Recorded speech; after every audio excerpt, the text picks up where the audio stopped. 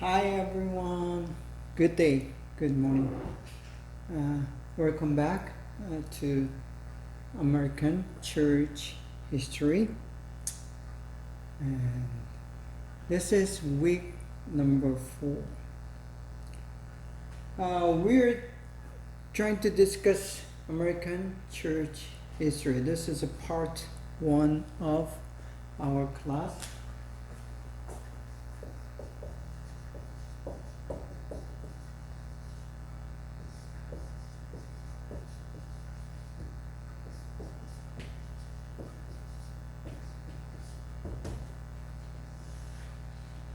So we were last week we did try to define history, what it is, and why do we do the history. So here's a Merriam-Webster, the dictionary definition, and then we did look at Oxford Dictionary as well, one of the authorities in the English dictionary. And then some scholars' definition. And let's see. So we were talking about E.H. Carr. As he says, it's a dialogue between the past and the present.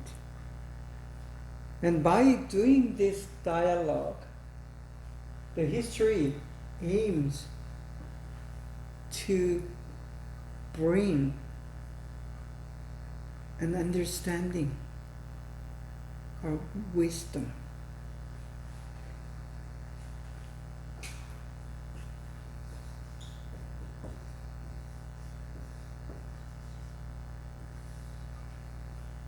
The wisdom would be the key word for doing history.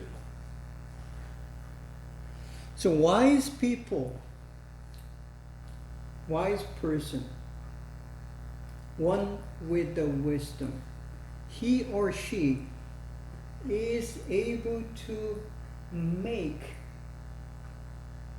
bring the learning or lessons from his or her own past. The same principle applies to doing any kind of history of a nation, history of a church. Or the other way around, if you're able to do a good history, you can bring that same principle of doing history or the reason for doing history to your own personal life. So you can go back and see and learn and bring that to today and make your life better. So what is a better life? It's open to the discussion, but at least whether you're Christian or non-Christian, whether you're communist, socialist, or a capitalist, whatever your belief is, doing history benefits you by providing the wisdom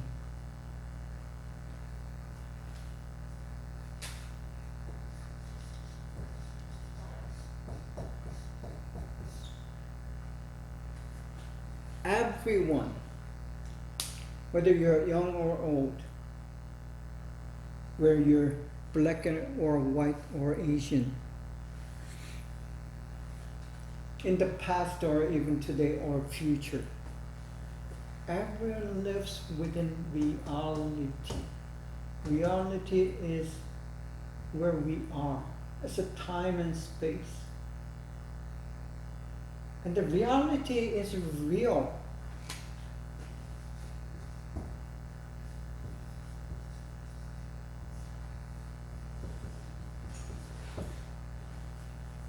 If such a thing as ideality is very contrast to the reality. Ideal is what you dream about. It is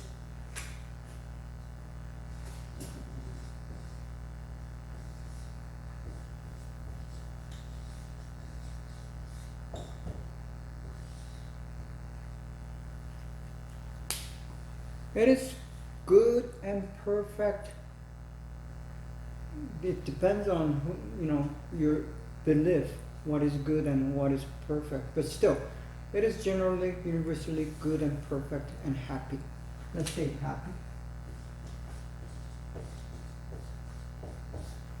How you define happiness, happy, will be different from one to another. But still, you have all your own, concept and understanding and definition of being happy. So that's ideal. But the reality is not so perfect. It's not so happy. It's not so good. That's who we are, where we are. That's human reality.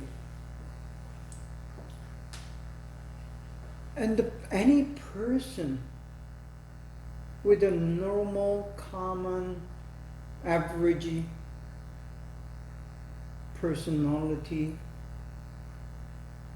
and identity, he or she wants to go from real to ideal. You want to be happy, you want to be good, and you want to be perfect. But we know we are not. But that does not mean that you give up on being happy. The life is all about being happy, happiness.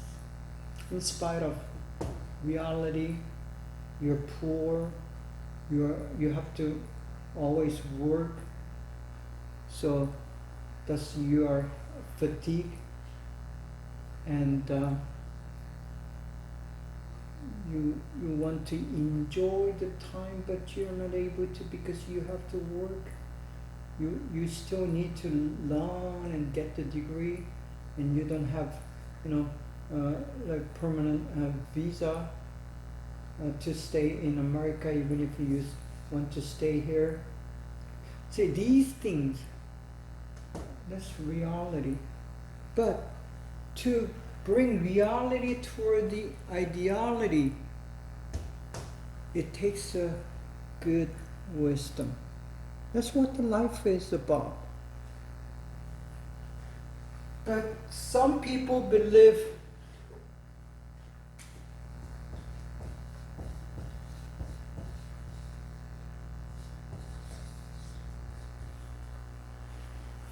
knowledge will bring you to ideality.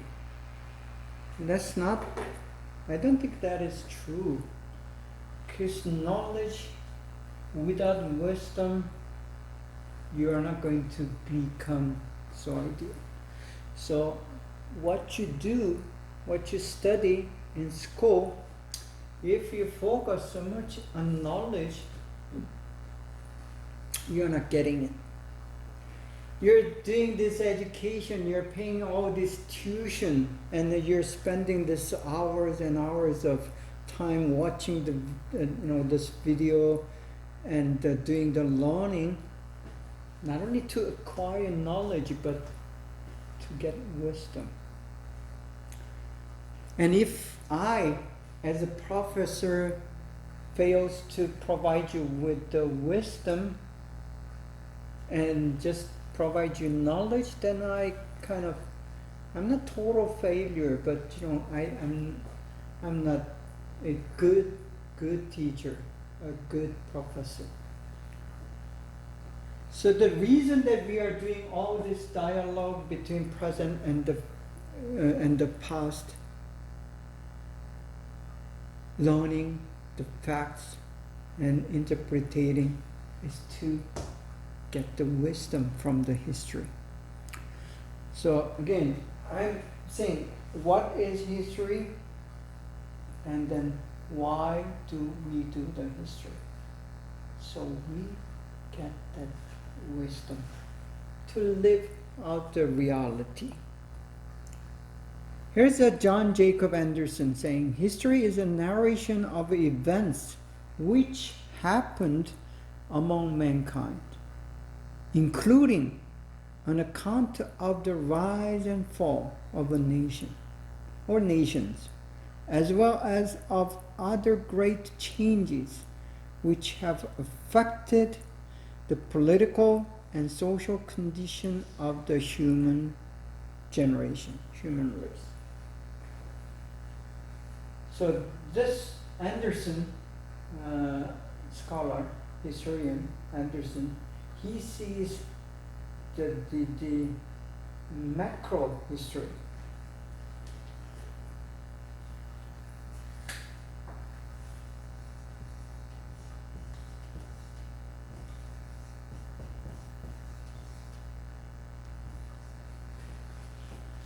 So as we do the study, the scholastic study, any academic study, macro and micro provides a good paradigm for doing an academic study. So this is a macro definition of history, the whole thing, human generation, humankind.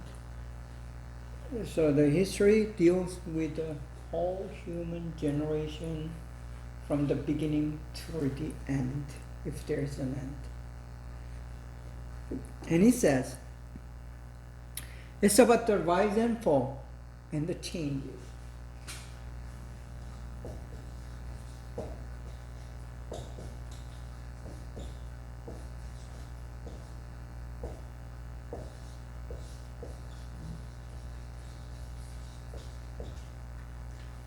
These are some of the key words as you do the study in history.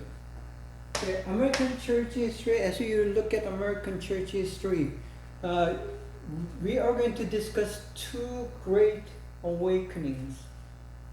Two great awakenings.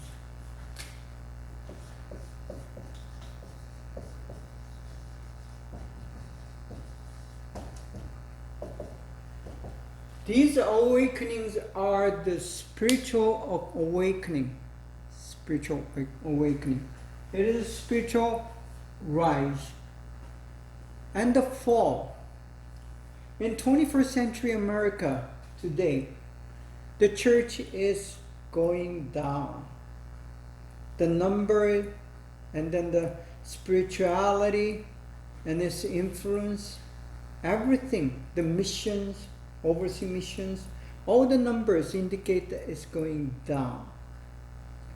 The young people no longer comes to the church. Only certain minimal, very little percentage of 20, 30,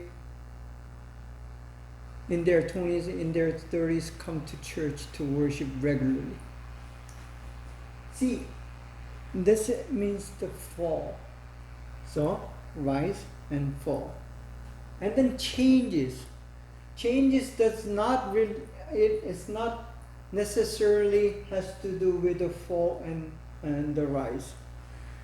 There are some changes in theology, changes in politics or polity of a church, change in the structure. That does not really mean rise or fall, but it is like a changes. So in American church history, you find these changes. Not only in the church history, if you look at your own life, if you are able to go back and review all your own life and see your rise and fall, it depends on your academic rise and fall.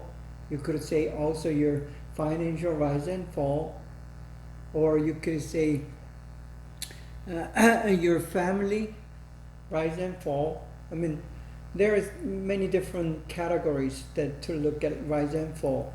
But if you look at those and say, if you can determine why these things happen and how am I going to change so I can bring the rise to my life, then you have that wisdom. That's the wisdom. And the changes, you have some changes that doesn't necessarily has to do with a rise or fall. But if you look at those changes, there is going to be some wisdom that you are going to learn from those experiences. So these are the art of doing the history. And Arnold Toynbee is a this guy, historian and philosopher, says history not used to is nothing, for all intellectual life is action, like a practical life, and if you don't use the stuff well, it might as well be dead. It means the utility of history. You should use history, and you must use history. So history is there to use, and that's the reason that we do American church history. So let's kind of try to summarize what I have done. Yeah, I quoted this from, let's see, yeah, from Arcadia Publishing. That's the source of this material. Says, help us develop a better understanding of the world. The global history and the macro history tells you better understand the world. In our case, it helps us to better understand American church.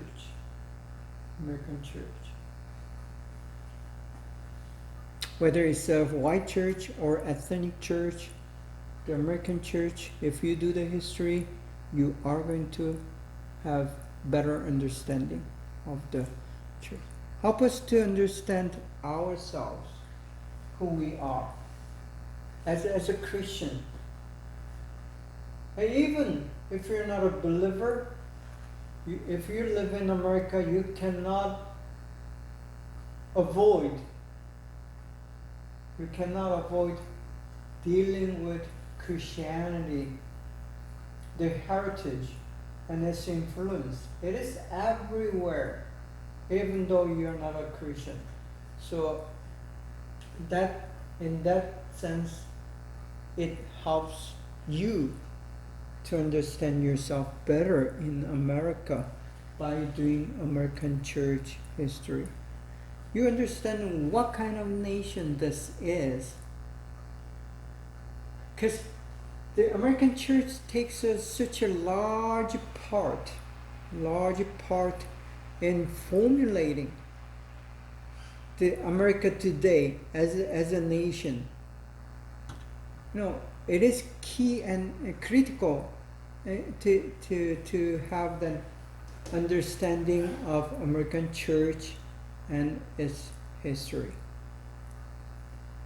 So as long as you live in America, it is kind of mandatory to understand American church and its history. Number 3, it helps us learn to understand other people. If you're a Christian, it helps us to understand non-Christian Americans by doing the American church history. Okay, then it helps us learn to understand, it teaches a working understanding of change. Yeah, I discussed about the change. History means the change, whether you like it or not, whether you intended it or not, there is always that change. For example, the pandemic that we are experiencing, coronavirus, it had brought, dramatic and drastic changes to how we live. See, people think as human generation progress and evolve, we'll live in a better world than yesterday. But history tells you it's so far from the truth. The climate change, yeah. I mean, having the cars and driving and, doing everything faster and easier that you think that will improve the quality of life for all human generation. But the matter of fact is, many more are suffering because of this all technology and the automobile and then use of energy that comes from the fossil fuel, meaning the coal and then petroleum. See, so that's kind of very paradox of the human reality. You try to bring the better life to the human generation, the humankind, and the history tells you that that's not the case. As much as you try to bring a better life to the human generation, it also brings this disaster to human generation. So that's understanding of change. The similar things happen in American church history. The missionaries thought that they are doing the good for the Native American Indians. But many times, these so-called missionaries were used by those with a political motive or financial motive. And then as they were contacting this Native American, as in these missionaries, unintentionally, they bring this virus and the bacteria that are very foreign and new to these Native Americans, and they don't have an immune system. Just like a coronavirus today, they kill many, sometimes millions, because this missionary came into their community and brought these germs, the disease. So you need to understand that these implications, the changes, how these changes occur, and the next time we'll be more careful. And with your good intentions, sometimes it may bring very negative result to the very people that you love.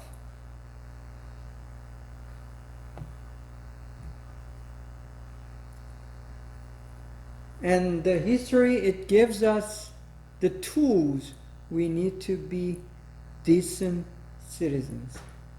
Decent citizens. Or better citizens. So those who really learn a good and who does good history, again, gets that wisdom, not just the knowledge, but wisdom. And this wisdom will enlighten you and make you mature as a person, as a people. So when you become mature as a person, of course you become a better citizen. Better citizens not only think of themselves, himself or herself, but they care for the community and other people.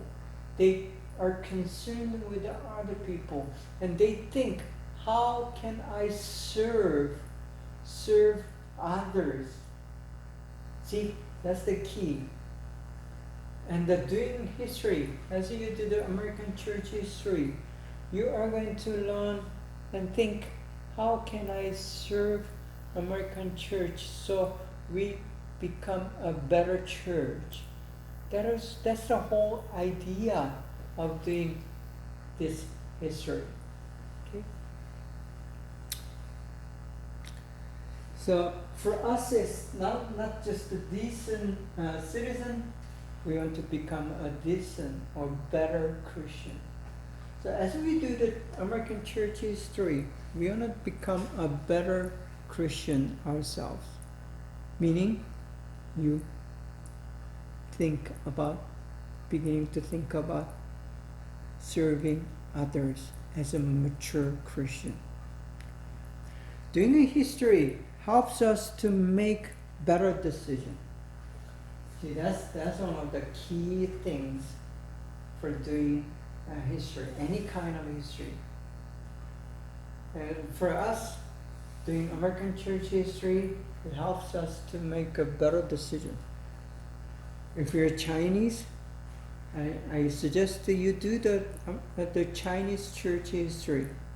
If you're Korean, do the Korean church history. That's going to help you to make a better decision as a Christian, as a believer. Making better decision and also better communication. It's not there, but I'll add a better communication. So having to have a better decision and better communication will make you a more mature person. Because all the wisdom comes down to having to make a better decision for today than yesterday, and this time than the last time. See, that's how you become a mature person.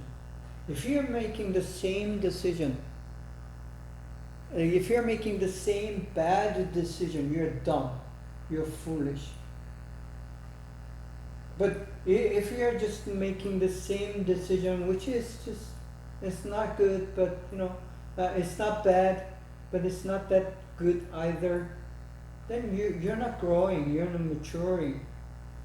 You're not making mistake, but making same decision over and over again in the same situation, not improving, you're dull. Not dumb, but you're dull. And in English you say you're stagnant. Stagnant means just stay the same. In Christian perspective, you are mandated, required to mature, become wiser every day. Because that's what God wants us to be, to mature and grow every day as time goes by. So you learn from the history and should learn to become a better person, a better Christian in all the areas of life. And then not only make a better decision, better communication. If the decision is for yourself, communication is for others. So if you're a good decision maker and good communicator, you are a leader.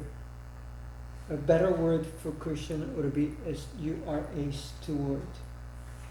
Steward of God, steward of within the church.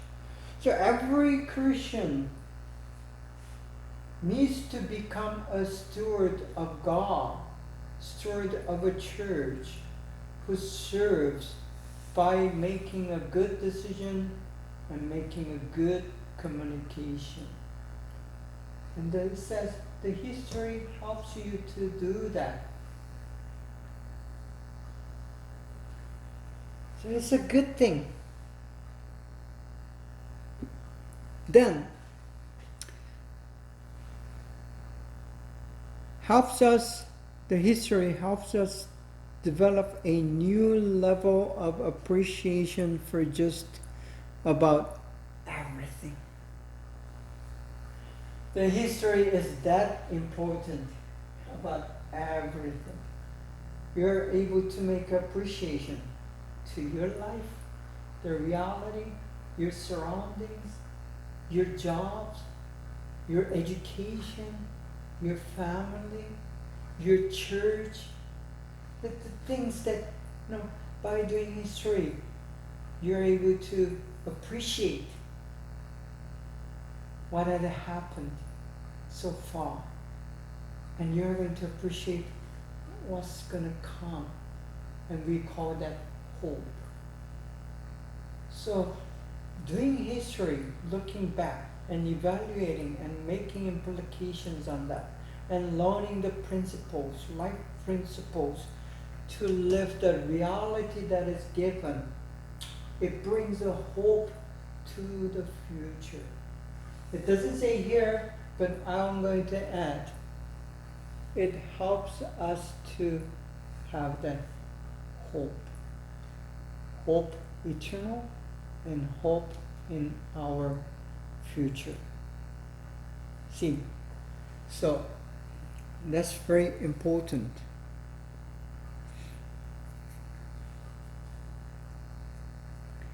And with all this significance, that's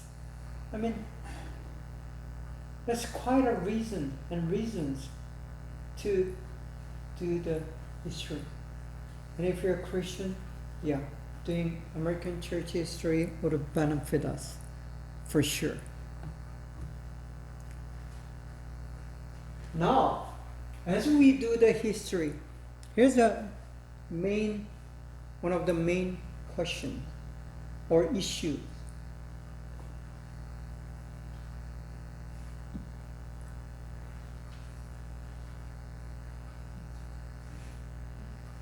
When you ask the question, whose history? Actually, we are asking two different questions. Number one, whose history? So who has written, or who is writing the history? Who is writing the American church history? Usually Anglo-Saxon, white, Protestant Christians. They are the ones who have written and wrote this American church history. The majority of the books that we read, unless it says the Black American church history or Afro-American church history, most of the books, the majority of books are written by those. Thus, it is limited. The perspective is limited, it's just kind of narrow, or slanted.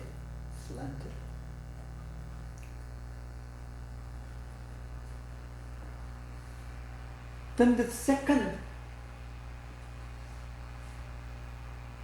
part of another question that relates to whose history is the subject of the narrative. Who are the main characters of this history event? And if it's written by the white Anglo-Saxon Christians, Protestants, then most likely they are going to write about those Anglo-Saxon, white Anglo-Saxon Protestant, right? I told you it's WASP, WASP. WASP is those stinging bees. Bees are small, wasps are bigger. So,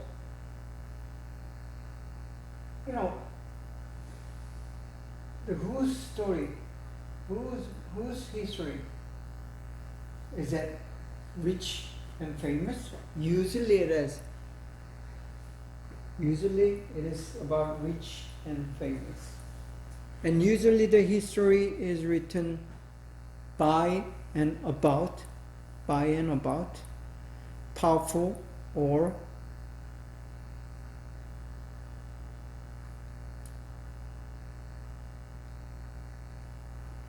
oppressed. Have you read any history that's been written by poor and oppressed? I haven't, rarely we see those. We don't find any written material that is written by Native American people, Christian. There were Christians who were persecuted, oppressed, and even killed by same white Anglo-Saxon Christian Americans. They unknowingly have massacred and killed some of Native American Christian who's just been converted. So that's a sad part of history. And then because they didn't have their own writings, the Native Americans, they were not able to write anything from their point of view, from their perspective.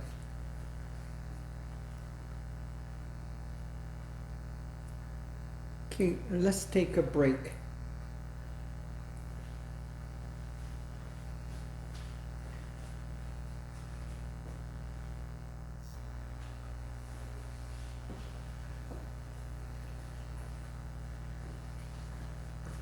Okay, let's continue the second part of week number 4.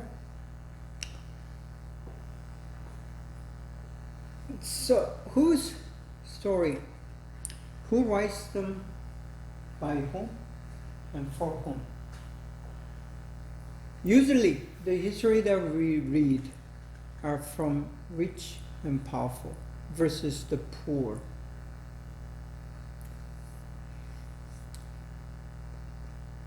And then theirs or ours.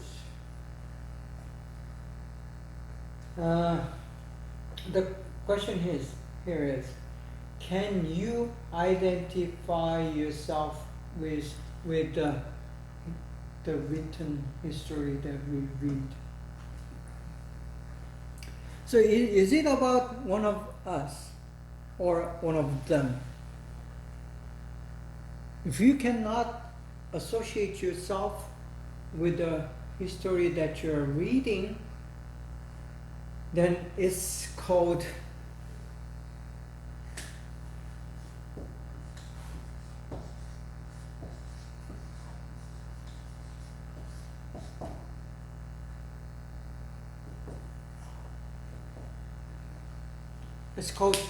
irrelevant.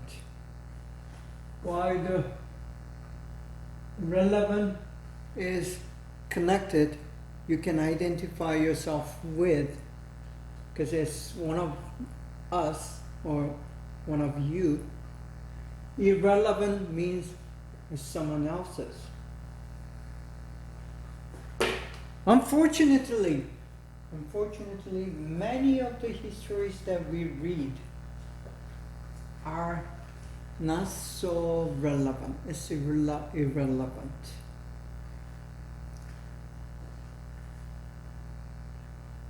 The story of the king and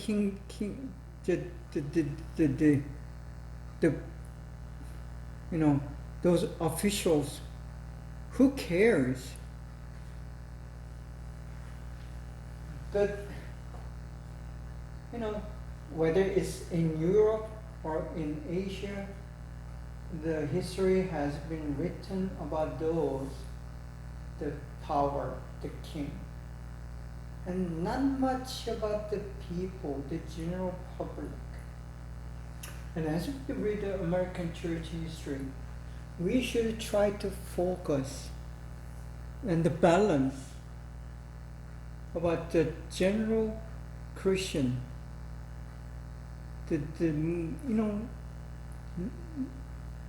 just members, the faithful ones who are not the leaders, not bishops. So bishops and pastors and the directors and those leaders, yeah, they are important. I'm not saying they are not important, but they are important. But you need to balance the reading about how the people,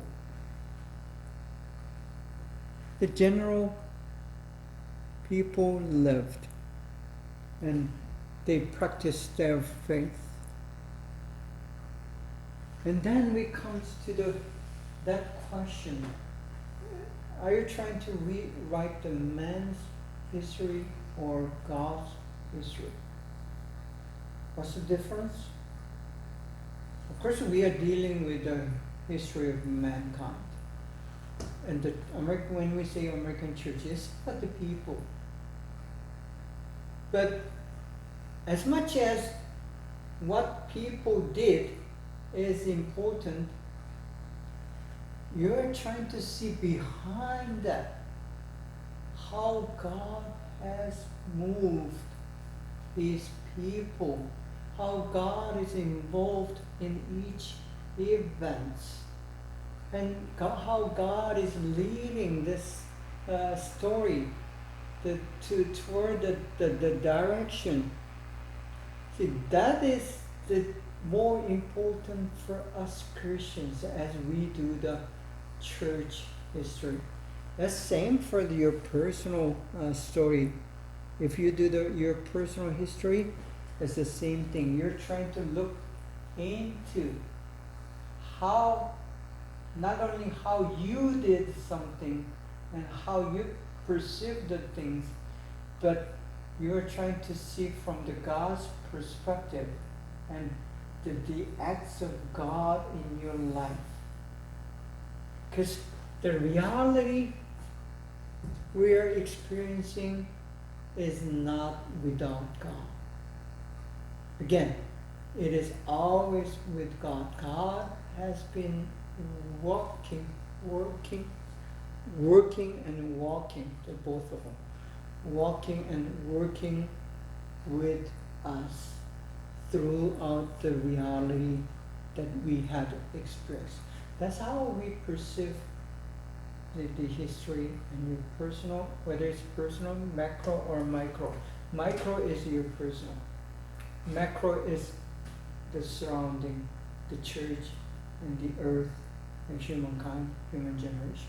So that's the very big key to doing history.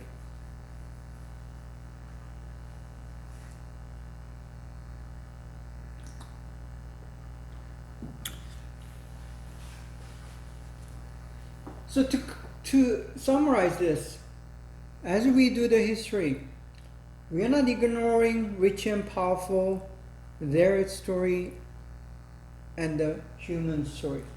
But at the same time, we are trying to do poor and depressed and oppressed and isolated, looking less important, and then also our story that is relevant, and then looking God who is behind all these things.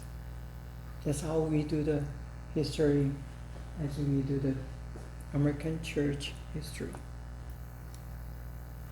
Now the question of, is that history science or art?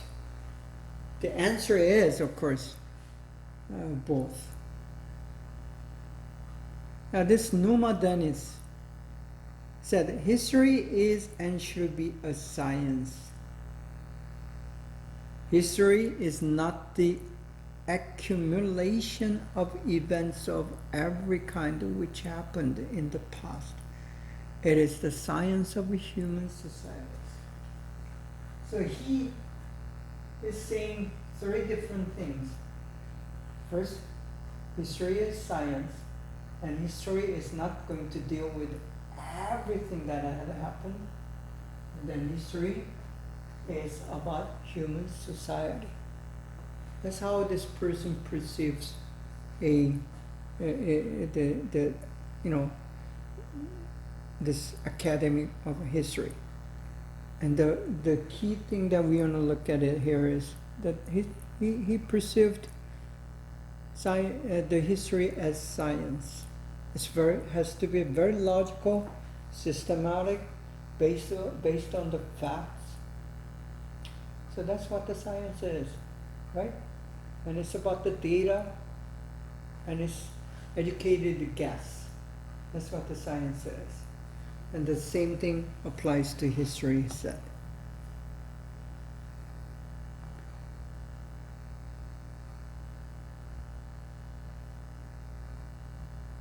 Yeah, I think I'm missing something here, but there's a perspective that's saying history is an art. Because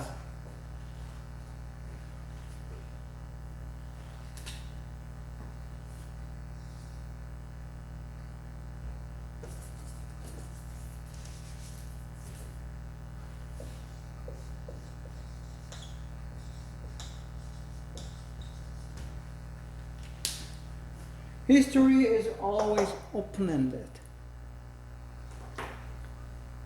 And I told you that history is very subjective. It is very difficult to be objective, except the minimum facts, the place and the time and the people who did what. That's as much as that we can be objective. But other than that, any historical writing is open to interpretation, meaning it's open-ended. You can say, not only you can say, you say whatever you think is proper. That's what the history is. It's a narrative. Narrative is an art. So there is no such a thing as, objective narrative. That's not possible. Even choosing of the word for the narrative, that's very subjective. So in that regards, the history is an art. So the answer is both. Yes, it is science, at the same time it is an art. So you need to balance science and art as we do the history. As we do American church history, you're going to face some of the facts, but other than those, it's going to be all artistic, creative, being very subjective. Now, this is the key to the discussion about the history part. So we did the 3 chapters: American, chapter 1, chapter 2, church, defining, 3, understanding history. So the key to the understanding of history as an academic or a science or art, whatever, how you define it, the key is historical perspective. I told you that history is never objective but subjective. It's because of this. Everyone has their own perspective, and one's perspective, historical perspective, may not be exactly the same as someone else's. Especially when you are a historian, a scholar, an expert, or professionals doing the history, your opinion is not going to be same with someone else's. You may agree certain part of interpretation of someone else's history, but that doesn't mean that you're not going to agree everything about he or she writes or how he or she sees. So if we have 10 different historians, that means we have 10 different perspectives. So as you read the books on American church history, you are not going to be able to find the person who is going to write it exactly with the same perspective on all the subjects. They may agree to one or two or some part of the events historically, but they are not going to agree on everything. So each book that you read about American church history, there is no fundamental common textbook. So that's why when you're doing history, you gotta read as many as different authors as possible to have a good historical understanding, and then develop your own perspective. So it's all about your perspective other than the wisdom. So wisdom is number one thing as you do the history, and having to have that perspective is the second important thing in doing history. So as you read and do American history with me, you don't necessarily need to follow how I perceive the American church history. And that's not recommended.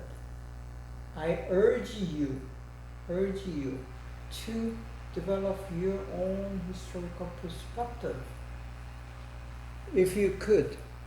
If that's not such a a possible thing at the college level that we are on, then you need to develop to further. And then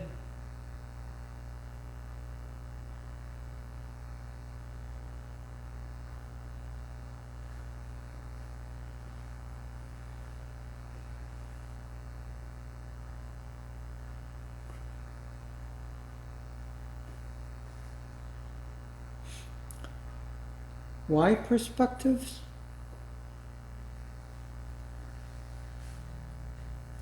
When you are living in a reality that you are put into, as a person, as a responsible human being, you cannot avoid to build and exercise your perspective. If you don't have a perspective, you're just like a machine, a robot. See, you're not a human being if you don't exercise your perspective. And perspective, that's who you are.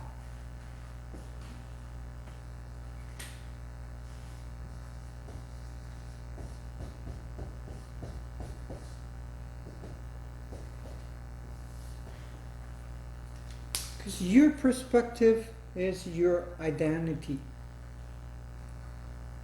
Which means, if you don't have perspective, you don't have identity. See, I just talked about last week about, we were educated especially in an Asian culture, Asian countries that we know of, and my generation at least. We are educated in such a way that we are forced to have very similar perspective, or even one perspective, and you didn't have that freedom and then open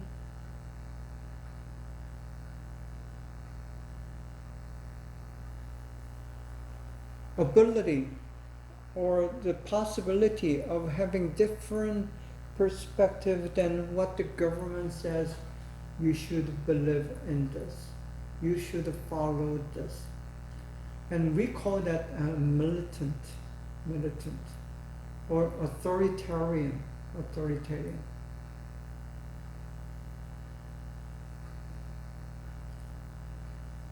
And see, that's very easy. I mean, it's much easier for those in power to rule your people. That's why it is pursued by the leaders.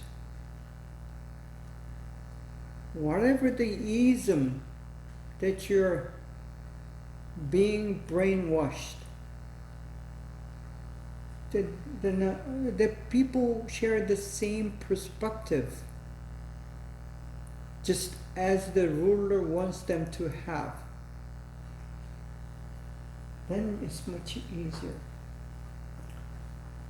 In the church, the thing is, in the church, some church leaders want their people, their members, to have the one unanimous perspective, just as the leader wants them to have. When that happens, it's no longer a healthy church.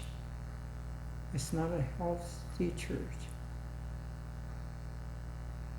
Then many, the sect and the pseudo-Christianity, they do have this. So it is very key and important to develop your own perspective. And you are not only free to do that, and actually you are obligated to have your own perspective. That's how God designed us to be. Everyone to be different. While we share something that is common, but God had designed us to have something that's different, unique. So we can identify ourselves from one to another. This is called the distinction. God wants us to be distinguished with those distinctions, because every one of us is special. So that's how we believe. Because of that, you need to develop your own perspective. Then second, either you're going to have a very secular idea about history or a Christian idea of history. The major difference between the secular and Christian perspective in history is the Christian belief that every event and the changes that happen to human history, whether it's micro, personal, or macro, or global, God is there behind it. It is God who is monitoring and sometimes involving and sometimes initiating. So that's how Christians perceive the history.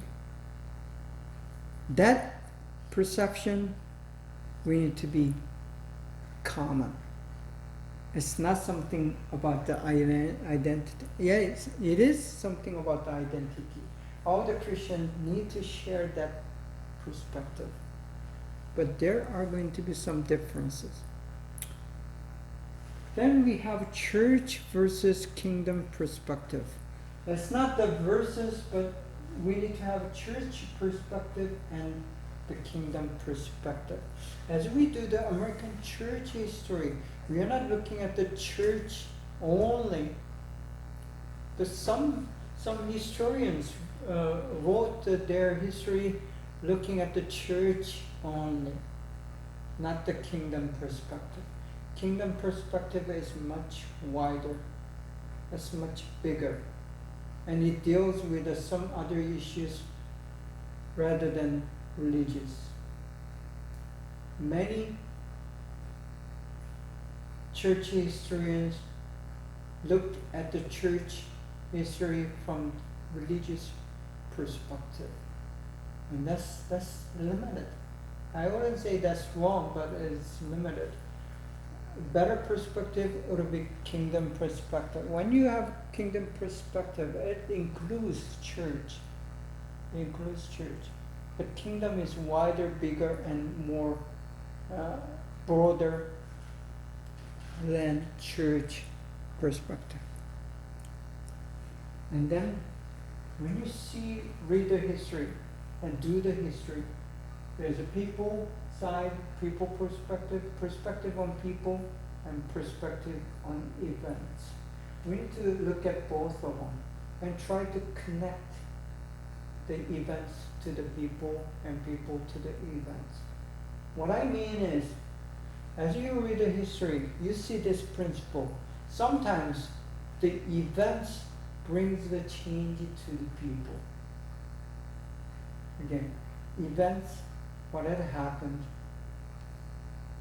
brings change to the people.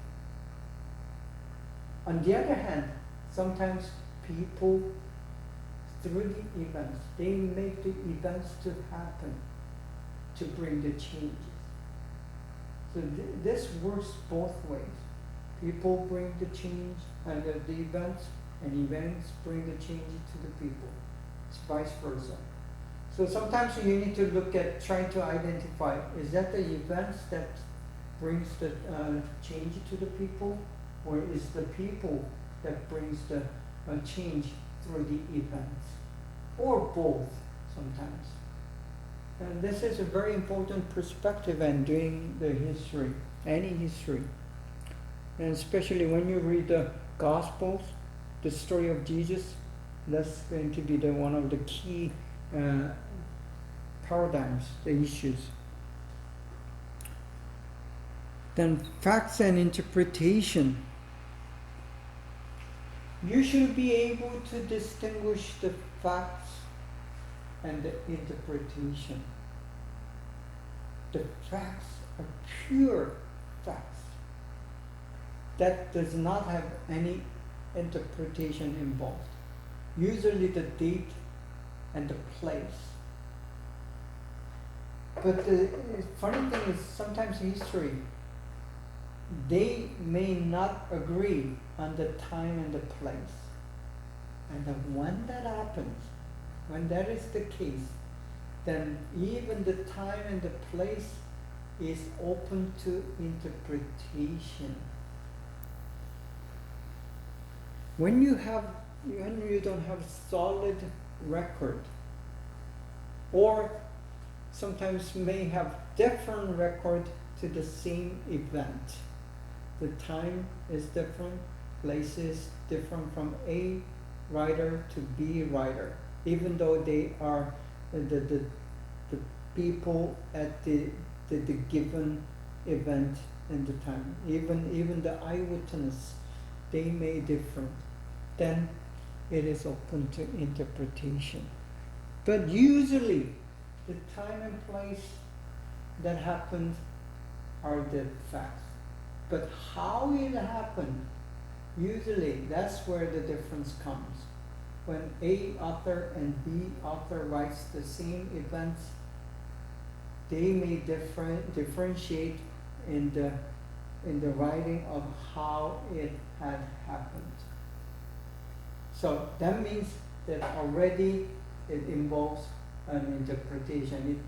The did does include interpretation.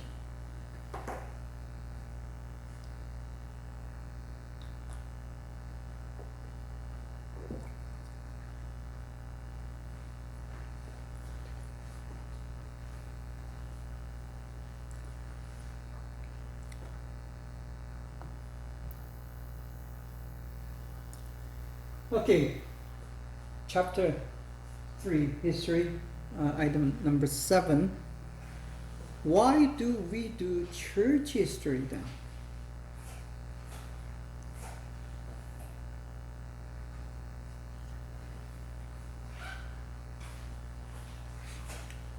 First thing, the reason that we do the church history, whether it's American church history or early church history or Chinese Korean church history, any church history you do is to find out about the divine plan.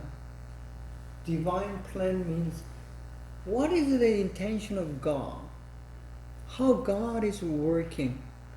Where are we going? Where God wants us to go. See, that is the divine plan. So every event and the people in American church history that we look at, then we're going to ask the question, what is God saying? What God is saying through this?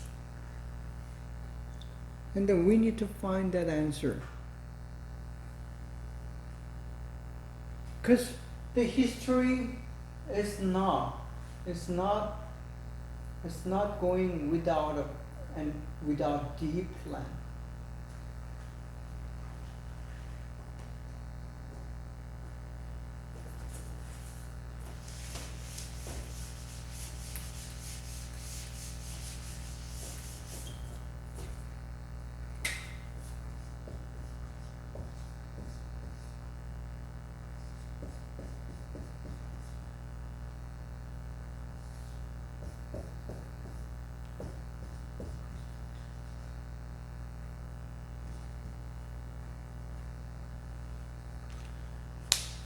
God has deep plan. And our purpose of doing the church history is try to understand the plan. It's a macro plan, the big, huge plan. And under the plan, God has many plans, small plans.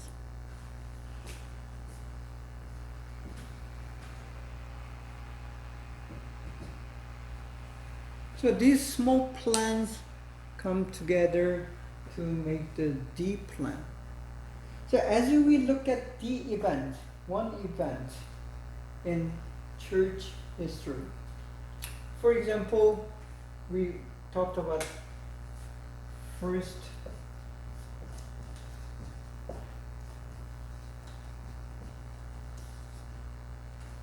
there's a first and second awakening in American church history, and these are the key historical events.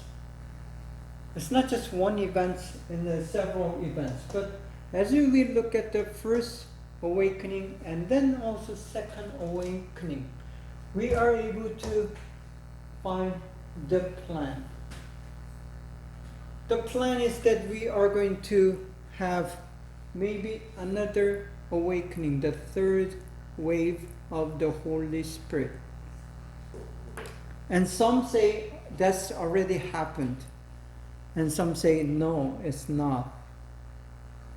So that's open to interpretation. But the thing is, we are trying to find the plan, the divine plan. So as we continue to study this American church history together, the major outcome, the finding, would be the plan of God. What is the intention? What is this? What is going to happen at the end, in the future? So we'll try to answer that together. Okay, I think time's up for this week today, and we'll continue the other subjects next week. But until then, please review what you heard and try to get some better understanding on the subject of American church history.